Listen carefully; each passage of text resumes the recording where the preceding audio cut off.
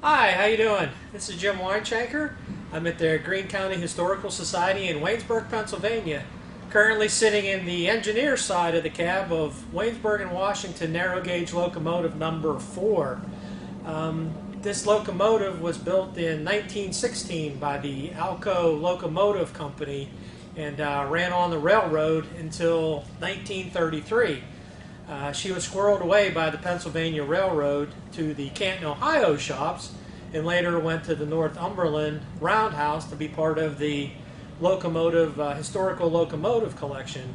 But in 1958, the Greene County Historical Society petitioned the Pennsylvania Railroad, and they wanted their locomotive back.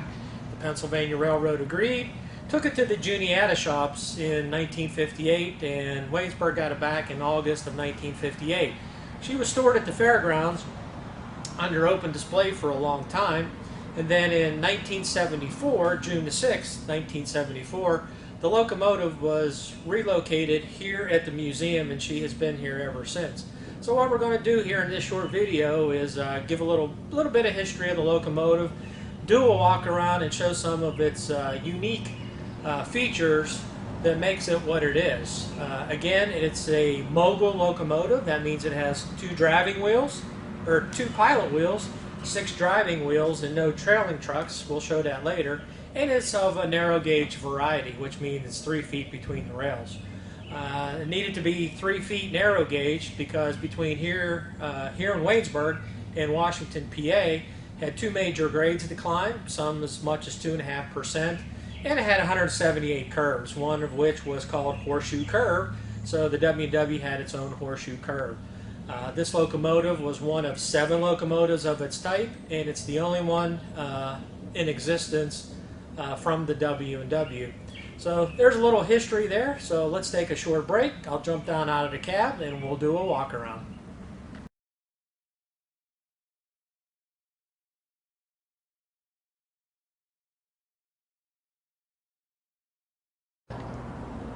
Again, we're now at the front of the locomotive. Again, this is W&W number 4. Later on, we'll show you that it was number 9684, which in 1920, when the Pennsylvania Railroad went through and relettered all of its equipment and renumbered all of its equipment, she went from number 4, her original road number, to 9684, with 968, meaning it was an odd locomotive in the Pennsylvania system. So another little bit of factoid there in history. But let's start at the face of the locomotive. She weighs about 42 tons. Again, was built in 1916 and is a very simple machine for the time. Narrow gauge, you can see 3 feet between the rails here. So at the front, this is where the number plate would have been. We have a reproduction plate that we put on for the Harvest Festival. The little platform up there is for the headlight, which we do have. It's in the museum. It's stored safely inside the museum. One thing about the headlight, it's a sunbeam electric headlight. When this locomotive was delivered in 1916, it had an oil-burning headlight. There was no electrification on the locomotive. In 1920, like I said, when the Pennsylvania Railroad went through, renumbered, relettered everything, that's when they electrified all of the W&W locomotives. So the little platform here is it's a big sunbeam electric headlight. So let's start taking a walk around, and I'll point out some other features on the locomotive that makes it unique. So if we come to the side here, I noted when I was up in the engineer seat that this is a 260. 2 pilot wheels that guide the locomotive through the curves, eases into the curves, eases out of the curves, and 6 driving wheels. One unique feature about this locomotive, if you'll remember, I said there were 178 curves between here and Washington, PA, some of which were very, very tight. If you zoom in on the middle driver, you can see it doesn't have a flange. This is what's called a blinded driver, and that allows it to negotiate those very sharp curves. So if we take a look at the locomotive on top of the boiler here, this piece is a steam generator. In 1920, when the locomotives were electrified, the Pennsy put on a steam generator. So there's a pipe that comes off of the steam dome here, runs this little turbine and generates electricity, and that's how the locomotive was electrified, meaning just getting lights, and all the passenger coaches had electric lights in it. Another thing about this locomotive is that it had an Eames vacuum brake, and what that means is a vacuum brake takes air out of the system to actuate the brake, and whereas an air brake, like a Westinghouse air brake, puts air into the system. So that little pot on top, the little red pot, that's the muffler for the Eames vacuum brake. This little mechanism here is part of the vacuum brake on the engineer side, where they would apply the brake. If you look down here beneath the locomotive, this is called the Eames vacuum pot. This is a duct diaphragm type thing here, and it would suck the air out. They would pull this diaphragm in. As you can see right here, this is attached to the brakes, and it would apply the brakes. So that makes this locomotive pretty unique. Again, 1916 into the 1920s, they were still using vacuum brakes, whereas the standard gauge locomotives were using air brakes. Looking up on top here on the boiler, we'll go back to the boiler, going from left to right. The yoke right here is the bell. We do have the bell. It's stored safely inside the museum. It's a 67-pound brass bell.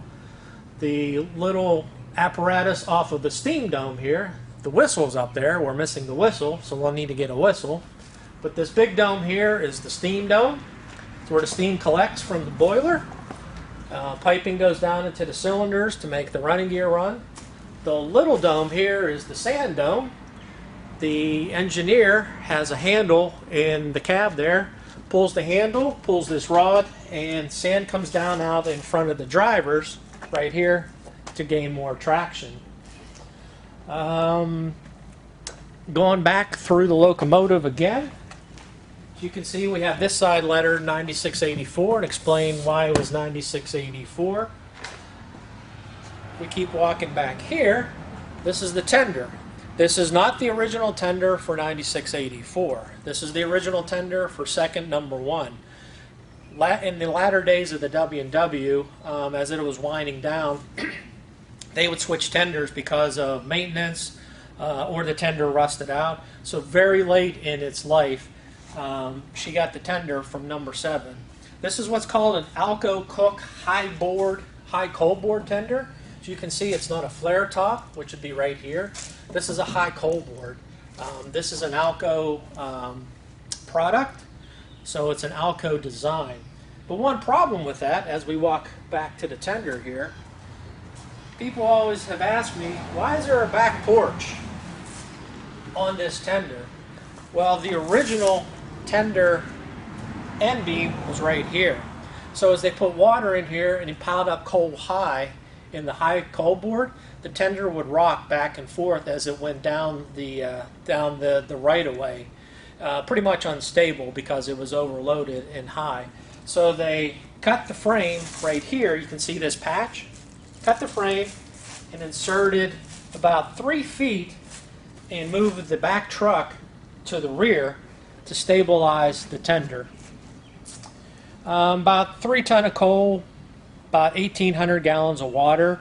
They did water in Waynesburg. Excuse me. They did water in Waynesburg. They watered in Washington and at West Union. Excuse me. See, what else can we tell you about the locomotive? Currently, it is not operable. The last time that this locomotive did operate under its own steam was in the late 70s into the early 80s. There were some gentlemen that restored the locomotive on site here. They took all the 102 tubes out, put new flues in it, got it back to operating condition, ran till about 1985, and then, excuse me, and then they quit operating it. So right now it's just static display. Hey, Jim back here in the engineer seat. We just did a walk around on the locomotive to show the uniqueness and what makes her so special. So where are we going with this locomotive? The goal for this year is to restore number 4 cosmetically, meaning we'll clean it, degrease it, lubricate the running gear, give her a coat of paint, wax it, and basically get her ready for the Harvest Festival. Long-term goal, obviously, is to make her operational. We do have a project plan to go that route. It's going to take a lot of funding, a lot of volunteer work, a lot of dedication to get it done. But this locomotive is capable of operating again, and I think we can get it done again on our long-term plan. So hope you enjoyed the video. Stop by anytime, see Matt, the director. He'll let you in, take a walk around. If I'm in town, let me know, and we can do a personal tour. So thanks for watching, and have a good time. Okay. Hi, this is Jim Weinchanger again. We're at the Greene County Historical Society in Waynesburg, Pennsylvania, and we're doing a walk around and talking about a little bit of history of the Waynesburg and Washington Coach 6, which is right here.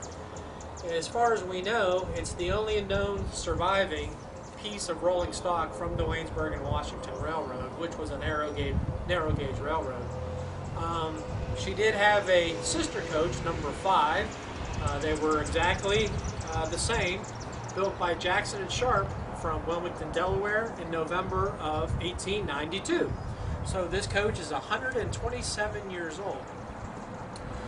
Once it was delivered to the Waynesburg and Washington Railroad, it ran the entire history of passenger service, which was July 9th up till July 9th, 1929. This coach is very significant in that it ran in the very last revenue passenger service on July 9th, 1929 from Washington, PA to Waynesburg, PA.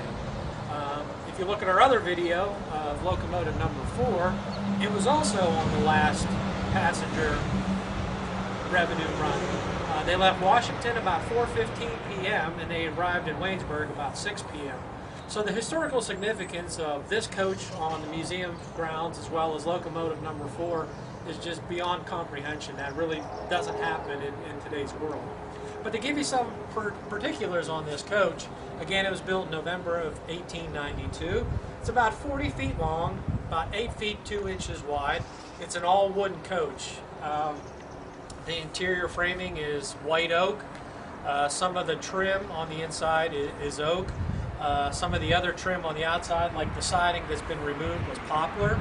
Some of the other wood was poplar.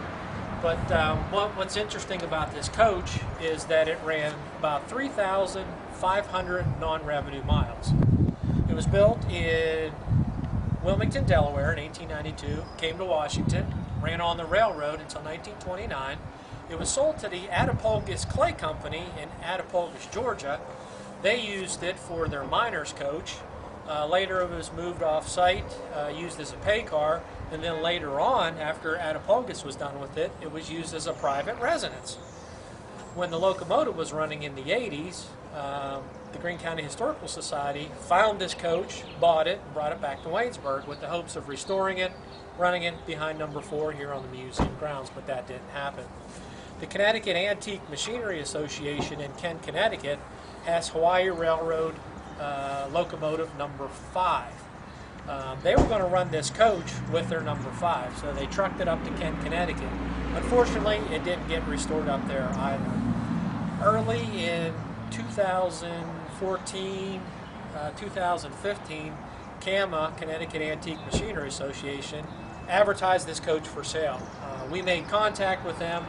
Long story short, they donated it back to us, so it came back to Waynesburg in August of 2015.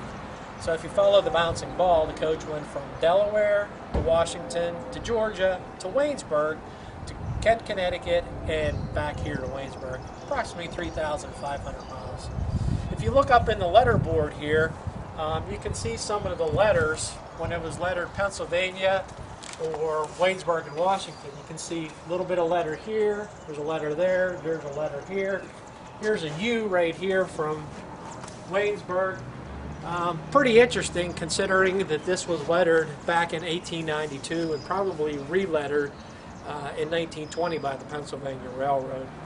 But what saved this coach, this all-wooden coach, is when it was a private residence down in Georgia, they covered the side with tin. It was all enclosed within tin. Even the tin roof, the original tin roof, stayed intact. So that's what saved this coach, so we have it today. So we're going to take a break here. We're going to jump inside and point out some of the unique characters of this coach on the inside. So we'll be right back.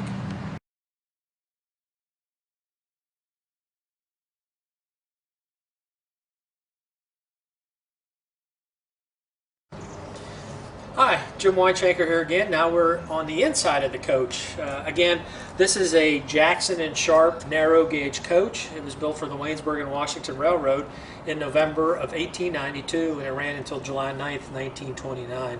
So if we start at this end of the coach, to my left it's what's called the hopper. In other words, the bathroom. Wasn't a flush toilet. It was just an open hole that's in the bottom of the coach, and it just went out onto the right-of-way. So that's pretty interesting for the time. So what we're going to do is we're going to start on this end, and I'll point out a couple different detailed pieces and parts, and we'll move to the other end of the coach, and then I'll come back. So as you can see, Barb will take a long shot here of the coach. You see three different colors. At the beginning of the video, I noted that this was a private residence after it ran on the Attapulgis Clay Company. When they moved it off the line and it turned into a house, they divided it into 3 rooms. If you see the dark lines between the colors, that's where the rooms were. Luckily, they didn't cut the fancy molding up on the roof or on the side wall, so all of that is still intact. So the first course of business of what we're going to do is do an assessment on the interior of the coach. In other words, we're going to take a look at what's here, what needs to be reproduced, start disassembling the pieces and stripping the paint down to the bare wood and refinishing it. So speaking of wood, so if we shoot over here, these are all wood louvers. Each window had 2 louvers, an upper louver and a bottom window blind. Each window had a window sash that went up and down. We're going to reproduce all those. As you can see, these are pretty beat. Again, we're talking about 127-year-old wood. Some of the molding on the side is salvageable. This molding we're able to salvage. Even pieces of wood like this we're able to salvage. We'll get that cleaned up. If we can't, we have enough pieces within the interior as we can use as a master. And we have a cabinet maker from West Virginia that is going to make all of our wood pieces. So looking up at the top here, this is what's called the clear story window. There was a 4-pane glass window here that the pane would be pulled out, and this is for ventilation. On the outside would have been a screen to keep all the bugs and dirt and all the soot from coming in the car itself. All of these need to be reproduced also. We don't have enough of the original ones, nor are they in good shape where we can put them in. So again, our cabinet maker down in West Virginia is going to go ahead and reproduce those. He's already done that. As you can see, we have some fancy molding right here. That's salvageable. Even this is salvageable. If not, we can make it. If you look at the roof, what this was original oak veneer. It had been gloss finished and just pieces of veneer throughout the entire coach. We're really anxious to get into the roof to see how good or how bad the carlins are and all of the supporting structures. But once we get the coach inside the engine house, we can tear off the roof and see what's going on underneath this veneer. Of course, this veneer is going to go. It's all rotted, it's water stained, it's water damaged. We'll put new veneer here. So I'm going to take a walk down this way and just point out some other things. This is the subfloor. The original floor, or the floor that would have been the finished floor, would go this way. So this floor is not too bad. There's a couple spots up here that are rotted, but again, we can pull the floor up. Right here it's all rotted. We'll pull this up, we'll put some new oak flooring down, and then put down the finished oak floor. We do have 2 or 3 seats that are that can be reproduced. As you can see, like right here, This would have been a seat right here. Right here would have been a seat. As you move throughout the coach, you can see where the seats used to be, as I'm pointing out with my foot here. And these were what called walkover seats. So if the coach was going this way, you would sit down facing forward, and if the coach was going the other way, you'd move the seat over and face the other way. So as I keep walking down here, right here, where all this little burn is, this is where the gas chandeliers would be. These were the chimneys that exhausted the fumes and whatnot out of the chandeliers. They will have to be reproduced. This coach had 3, so there's one here, there'd be one here in the middle, and way down here was the other one. So the first place that we're going to start to reproduce parts and clean up parts is down here. Some parts have been finished. Some parts have been taken off to be stripped down. So we're going to take this entire end right here, strip it down, see what's behind here, if the wood is good, if the wood needs to be replaced. We're going to start at this end. I don't know if you can zoom in, Barb, but we got this transom right here that's been finished. This is a piece of oak and has been stained and cleaned up, so that's why we're going to start down here. Again, the windows, we're going to reproduce all the windows. They're pretty much shot. We tried to restore one, but the wood, again, is just all dried out. So we're going to make 26 new windows to put in all the openings as well as the window lines.